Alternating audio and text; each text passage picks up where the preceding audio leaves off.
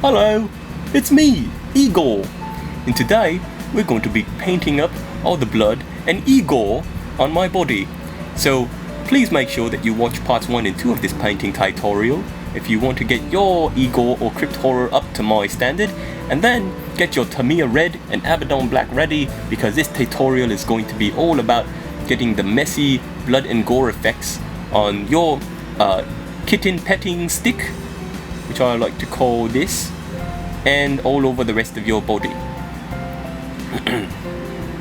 Lewis! Lewis! Wake up, Lewis! I'm sorry I scared you with my bloody body.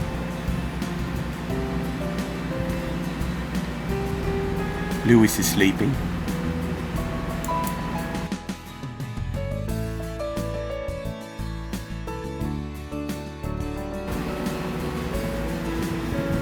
Alright, let's get started with part 3.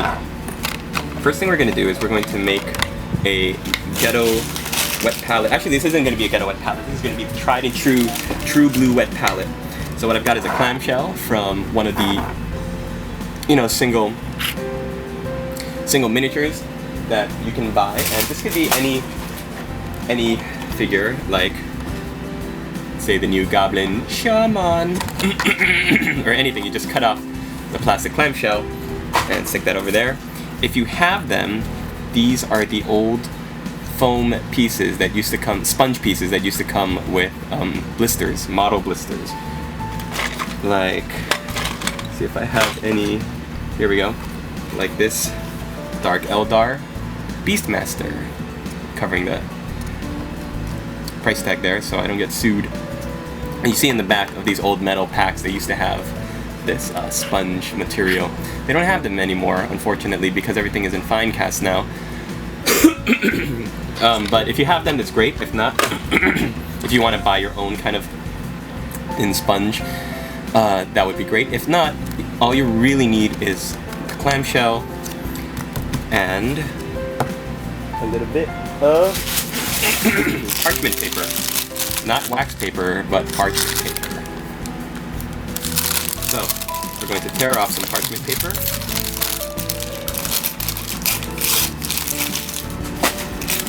And got our cup of water. So we're gonna pour some water at the bottom. Actually, what I like to do with the sponge, because it's kind of absorbent, is I pour my cup of water at the top. And it's always best to do this when your water is new. So this isn't like, don't do this halfway through a painting session when your water already has like a whole bunch of gunk in it. And then just turn the sponge over and get both sides and kind of soppy. Then you're going to take your whole thing and pour it back into the cup of water. All that excess is going to drain. So now you should have a moist sponge with a little bit of that water at the bottom. You're going to take your small ripped off piece of parchment paper and stick it to the sponge. The sponge, being wet, should adhere to it. If you are not using a sponge, all you have to do is pour a little bit of water at the bottom of your clamshell packet.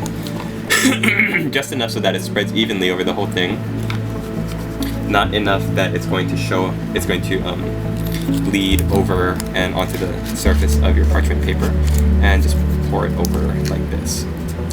So I'm gonna do this for the new painters who might not have the sponges, but really, sponges are really good. I'm just gonna take a little bit of Kleenex and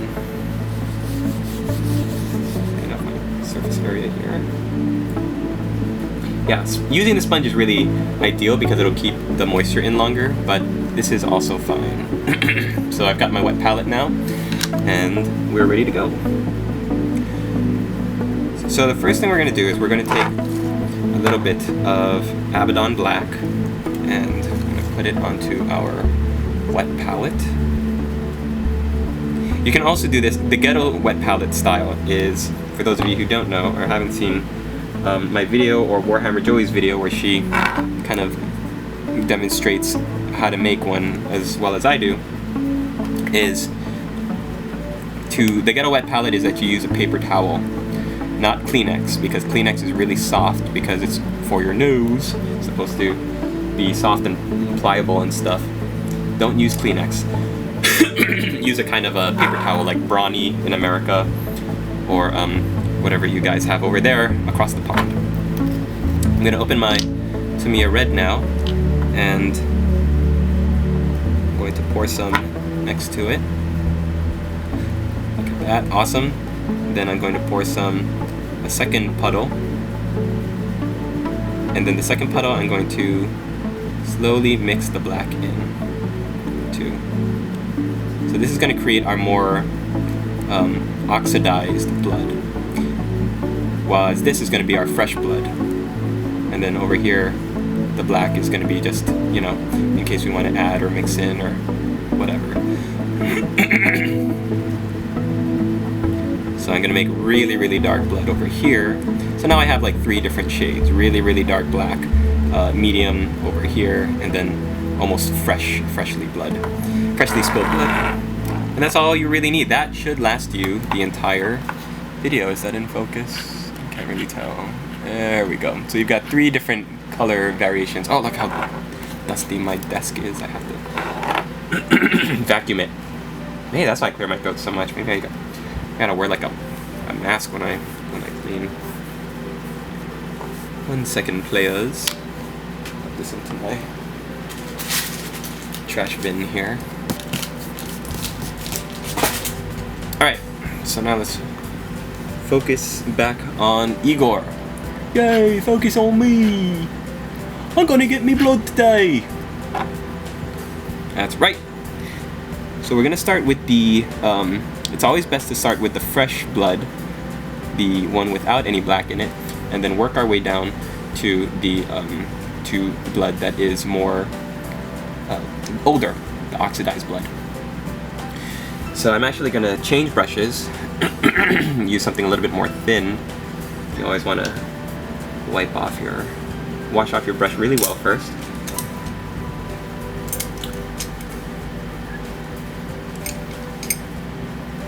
Alright, let's begin. So the fresher blood, I think, is our guy back here.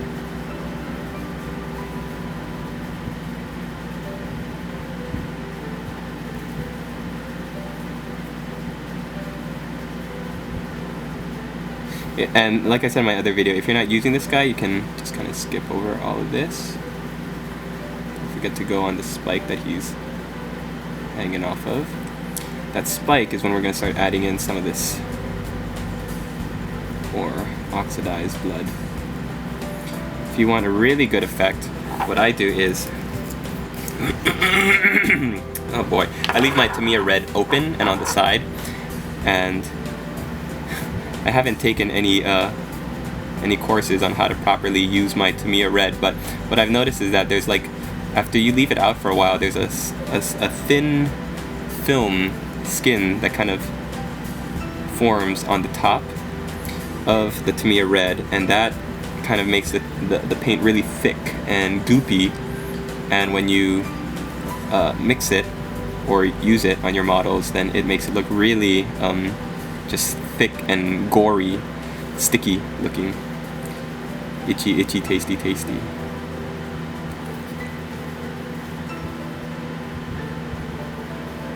So now I'm starting to mix some of that darker blood color. And you kind of want to use the darker one in the middle of the brighter gore so that it doesn't detract or feel a little bit too much like that. So I'm going to use the darker color gore for these spikes that are bursting out of Igor's back, because these are kind of older wounds, right, Igor? They're not as fresh. Yeah. So I'm using my mid-range, or my mid-dark blood.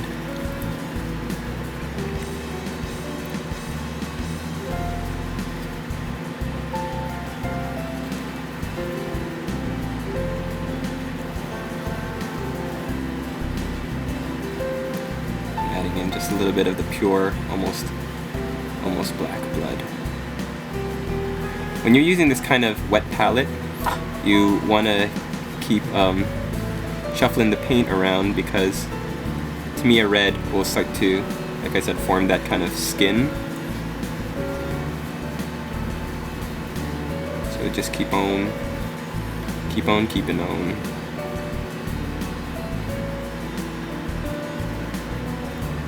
I've also seen a lot of Games Workshop artwork where the whole middle of the spine is kind of looks like it's really freshly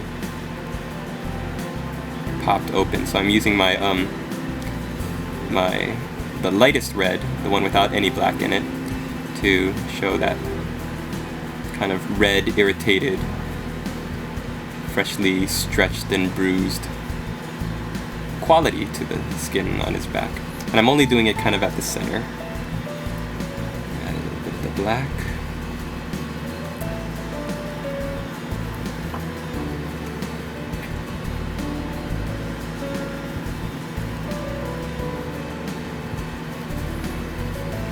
Once you've got that redness all over there, then I'm starting to add a little bit of the black right down the center. Show blood that has kind of caked.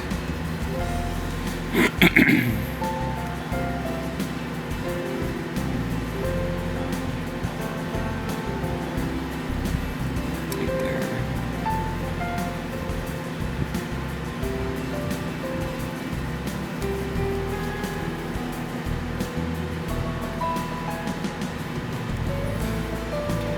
Fresh blood for the wounds with the bone sticking through.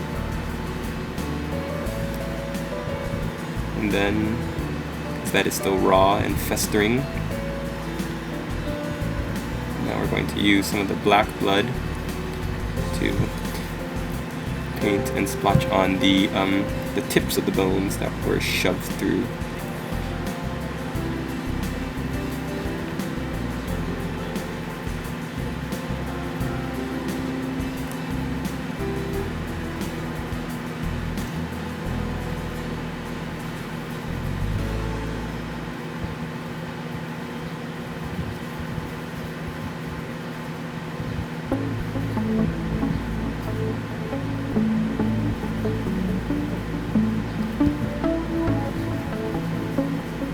So we get this kind of effect.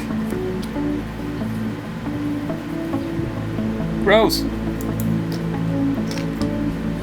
Okay, so I've gone ahead and I've done the exact same technique with the rest of these bones sticking out of his arm as I did on this side. And again, that's just taking the lighter colors, the lighter red, and splotching it on, and then using the darker red to color it. Now what I'm going to show you is the technique that I use to do like thick, gory bits of like globs of blood and gore. So I've let my clear red be open for a while now, and you're going to notice when you punch it and try to pull it up, it's now got the consistency of almost like really thick pudding or custard, and it's going to be stringy and kind of stick to your brush and not be that liquidy. So I've only used this a couple times, but this is perfect for when you want there to be really thick, gloopy strands of red gore, stuff like that. So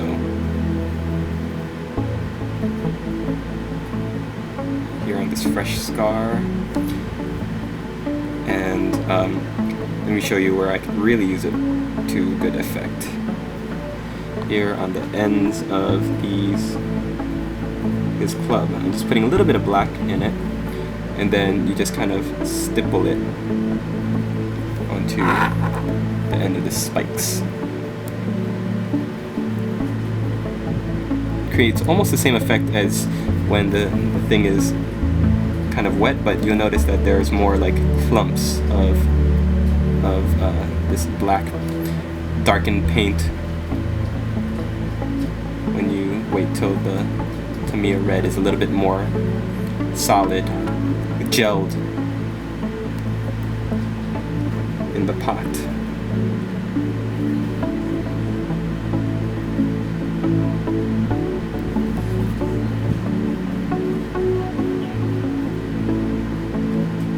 Thing is too, you can't really use this too much, and you definitely want to keep the paint on the very tip of the brush rather than dip your whole paint into it, because you do not want it to dry.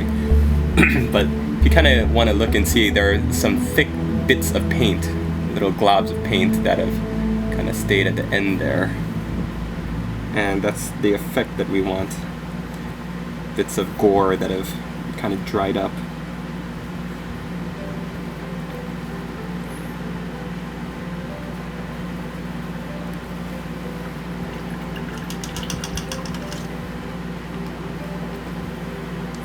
And I'm gonna get a little bit more Tamiya red, because when the blood splatters and goes in, then goes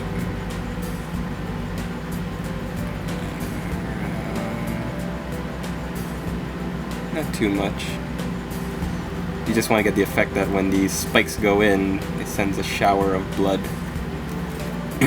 up that kind of hit the rest of the club. Ooh, I like that.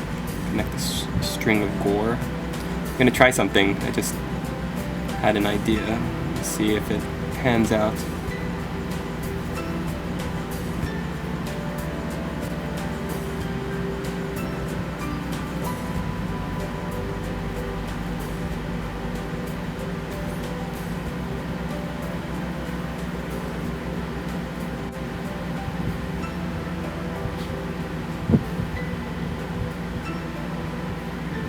If there's a way to get enough Tamiya clear red that it kind of creates a string between the two sides. Ooh!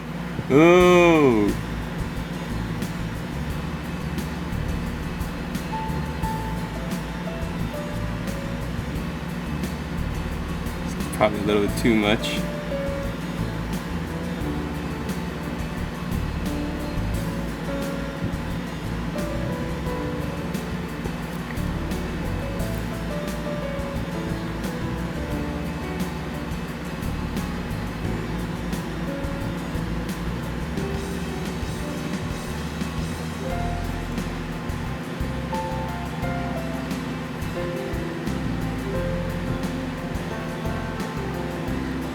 See what I mean? When I got started with this Tamiya clear red, the bloodlust of corn just kind of takes over, and then when I stop and look at what I've done, then it's like,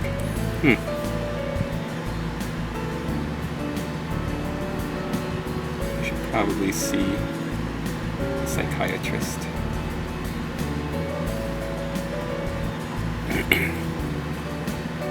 There. You could also kind of dry brush the effect once you've got it kind of not wet anymore, once the paint is kind of more like jelly-like.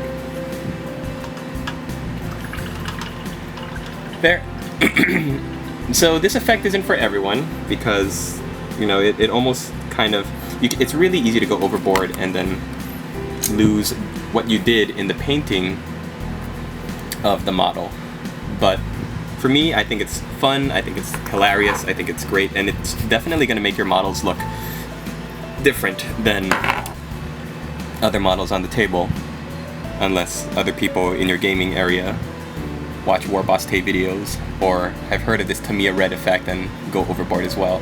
But I kind of feel like there's enough on the rest of the model that the effect is kind of enhances without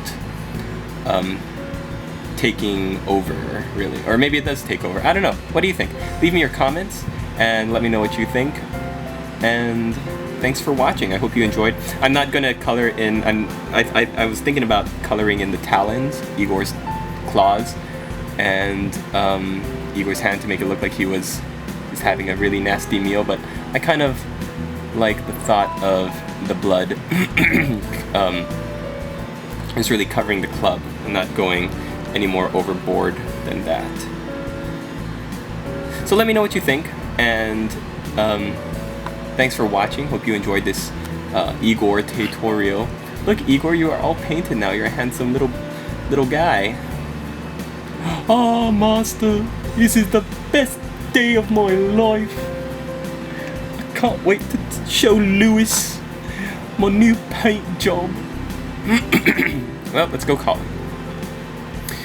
Lewis. I'm gonna hide. Lewis. Yeah. What is it? What do you want, War Boss Tim? I'm busy. Lewis, got something to show you. What is it? Peekaboo! Ah!